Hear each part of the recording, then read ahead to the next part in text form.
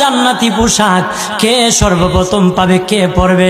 নবী বলেন, আয়েশা রে, জান্নাতি পোশাক সর্বপ্রথম আমি রাসূলুল্লাহ পাবো, কিন্তু আমি নবী সর্বপ্রথম পরব না। সর্বপ্রথম ইব্রাহিম খলিলুল্লাহকে জান্নাতি পোশাক পরানো হবে। কেন জানুনি? ইব্রাহিম নবীকে নমরুদের আগুনে যখন ফেলে দেওয়া হয়েছিল, দুনিয়ার সব ছেড়ে দিয়েছিল, বাড়ি ছেড়ে দিয়েছিল, সম্পদ ছেড়ে দিয়েছিল, মা বাবা ছেড়ে দিয়েছিল, এমনকি গায়ের জামা যখন খুলে নেয়, ইব্রাহিম কয়েক কাপড় ছেড়ে দিতে পারি, আমার আসমানের মালিককে ছেড়ে দিতে পারি না। ওই দিন আল্লাহ ইব্রাহিমের সাথে অঙ্গীকার করেছিল, ইব্রাহিম আজকে তোমাকে সকলের সামনে উলঙ্গ করে লজ্জায় ফেলে দিয়েছি ইব্রাহিম, তারপরে তুমি আমাকে ছাড়ো নাই।